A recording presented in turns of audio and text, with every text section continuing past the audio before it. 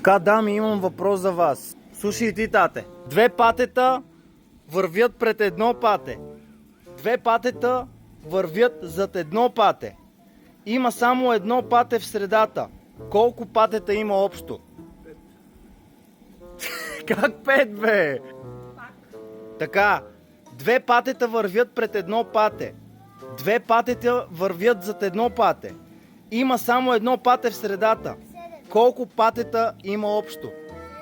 Как 7, бе? Помислете малко. Това е подвеждащ въпрос. Две патета вървят пред едно пате. Две патета вървят зад едно пате. Има само едно пате в средата. Колко патета има общо? Как едно, ма? Защо? Защо? Айде, кажи го, дето. Това е идеята. Защо са три? Защото зад не са две, зад едното ми са в редичка.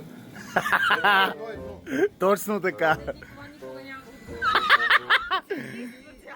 Няма значение. Аз задавам въпросите. Браво, тате.